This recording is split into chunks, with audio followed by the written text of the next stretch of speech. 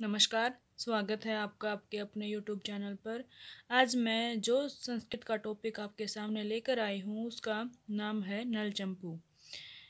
नल चंपू के बारे में आज हम कुछ इम्पोर्टेंट्स बातें जानते हैं। तो चलिए शुरू करते हैं हम आज का अपना टॉपिक। सबसे पहले हम देखते हैं कि इसके रचनाकार कौन थे। इसके रचनाकार थे त्रिविक्रम भट्ट। त्रिविक्रम भट्ट के पिता का नाम था नेमादित्य और उन्हें देवादित्य भी कह सकते हैं हम। कहीं कई बुकों में हमें नेमादित्य और कई बुकों में हमें देवादित्य लिखा हुआ मिला है। ये दोनों ही ठीक है। समय इनका माना गया है 10वीं शताब्दी का पूर्वार्ध का समय माना गया था और ये ब्राह्मण थे। त्रिविक्रम भट्ट क्या थे? ब्राह्मण थे। और ये जिस राजा के आश्रय दाता थे, जो इनके राजा थे, जो उनका आश्रय दाता थे, जिसके दरबार में रहते थे, उनका नाम था राष्ट्रकूट वंशी राजा थे वो इंद्रराज तृतीय।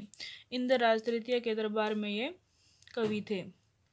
उपलब्ध चंपूकारों में सर्वप्रथम त्रिविक्रम भट्ट की जो कृति है नल चंपू वो मिलती है। सर्वप्रथम हमें त्रिविक्रम भट्ट की ही कृति मिली है। गोत्र था इनका सांडिल्य। त्रिविक्रम भट्ट श्रीधर के पुत्र थे। नल चंपू विभक्त है उच्छ्वासों में। नल चंपू किस में विभक्त है? उच्छ्वासों में है और इसमें कुल उच्छ्वास है 7। नल दमयंती की परिणय कथा का इसमें वर्णन किया गया है। निषद नाम की नगरी आर्यावर्त देश में है। निषद नाम की नगरी कहाँ है? आर्यावर्त देश में है। निषद नाम की नगरी की प्राकार भित्ति बनी है। किस चीज से बनी है? इंद्रनील मणि से वो बनी है। निषद नाम की नगरी में रहता था नल। और ये क्वेश्चन हमारा इस तरह भी आ सकता है कि नल की नगरी का क्या नाम था? तो निषद था। नल के मंत्री का नाम था श्रुतशील और नल का द्वितीय प्राण भी किसे कहा गया है? श्रुतशील को। श्रुतशील हमारा इंपॉर्टेंट क्वेश्चन बनता है क्योंकि वो नल का मित्र भी था और उसे नल का द्वितीय प्राण भी कहा गया है। नल का सेनापति कौन था? बाहुक था, जो शिकार सामग्री प्रस्तुत करता था राजा को। अगला जो हमारा क्वेश्चन बनता है वो है राजा नल सूकर पर विजय के बाद थक कर विश्राम करता है साल वृक्ष के नीचे। सूकर एक जंगली सुअर था जिसको राजा नल ने मारा था और उसको मारकर राजा कहाँ विश्राम करता है? साल वृक्ष के नीचे विश्राम करता है। भगवान शंकर के पवित्र चरणों से अधिष्ठित श्रीशैल नामक है दक्षिण दिशा में। श्रीशैल कहाँ है? दक्षिण दिशा में है। देवों और दानवों की गोष्ठी में समान रूप से पूजे जाते हैं कार्तिकेय। कार्तिकेय को देवताओं में भी और दानवों में भी समान रूप से पूजा जाता है। पथिक ने किस वृक्ष के नीचे विश्राम किया था? पथिक किस में एक पुरुष का नाम है। उसने किस वृक्ष के नीचे विश्राम किया था? तो उसने बरगद के वृक्ष के नीचे विश्राम किया था।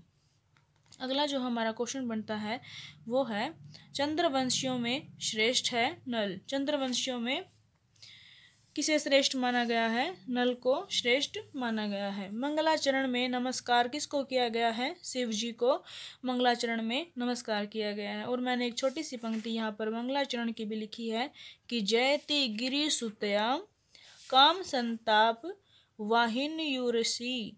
ये इसका मंगलाचरण है। प्रथम उच्छ्वास में श्लोकों की संख्या है 64। समस्त भूमंडल में चमकते हुए तिलक सदृश था। समस्त भूमंडल पर चमकते हुए तिलक के समान किसे माना गया है? आर्यव्रत को माना गया है। और भारत देश का अलंकार भी किसको माना गया है? आर्यव्रत को माना गया है। किस महीने में वृक्ष की शाखाएं पल्लवहीन हो जाती हैं? यानी कि वृक्ष अपनी शाखाओं से पत्ते कब गिराते हैं? तो वह है फाल्गुन मास में। प्रमुख पात्र है इसमें कुछ, जैसे इसमें है अवसर पाठक। अवसर पाठक भीम और नल के सेवक थे। इंद्र कुबेर लोकपाल था। प्रवर्तक था नल का सेवक था। प्रवर्तक कौन था? नल का सेवक था। अगला जो हमारा क्वेश्चन है इसका वो है दमयंती की चेटियां थी। दमयंती की इसमें बहुत सारी चेटियों का वर्णन किया गया है, पर मैं यहाँ कुछ इंपोर्टेंट्स के नाम ले रही हूँ आपके सामने। गौरी, चकोरी, चंद्रवंदना, चंपा, दमंदनी और सुंदरी, हंसी और मालती। ये कौन थी? चेटी थी दमयंती की। इसमें कुछ पुरुष पात्रों का भी वर्णन किया गया है। ये बहुत सारे हैं, पर मैंने इसमें से कुछ इंपॉर्टेंट से निकाले हैं जो हमारे एग्जाम पॉइंट ऑफ व्यू से इम्पोर्टेंट है। पुरुष कौन था इसमें? दिक्पालों का अनुचर था। और सुंदरक कौन था? दमयंती का किन्नर का नाम क्या था? सुंदरक था। पुरोधा कौन था? भीम का पुरोहित था। और पुष्कर राक्ष कौन था? दमयंती का सेवक था और नल का भी सेवक था। प्रस्ताव पाठक कौन है? नल का सेवक है और नल का सेनापति भी है। इसमें कुछ प्रमुख सूक्तियां हैं जो हर एग्जाम में पूछ ली जाती हैं, तो ये मैंने लिखी हैं कुछ इंपॉर्टेंट सूक्तियां यहाँ पर। जैसे मैं पढ़ के को बताती हूँ। ये मैंने टोटल 5 ही लिखी हैं। जयंती तरुण यो सिलो चनानाम विलास। दूसरी मैंने लिखी है वंदे रसांतर प्रौढ़म सत्रोत्सासवर्तम बहत। तीसरी जो मैंने लिखी है प्रसन्ना कांति हारिण्यो नाना सलेश विचक्षणा नाना सलेश विचक्षणा। अगली जो है वो है परस्य हृदय लग्नम न गुणयति यच्छिर।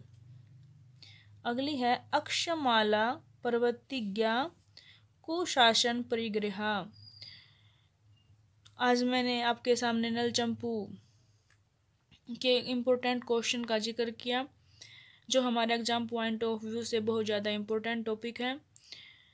अगर आप भी ऐसा ही कोई एग्ज़ाम देने जा रहे हैं या किसी ऐसे ही एग्ज़ाम की तैयारी कर रहे हैं तो आप इन वीडियोस को ज़रूर देखें। अगर आपको पसंद आए तो उन्हें लाइक और मेरे चैनल को शेयर व सब्सक्राइब करना न भूलें। Thank you for watching this video.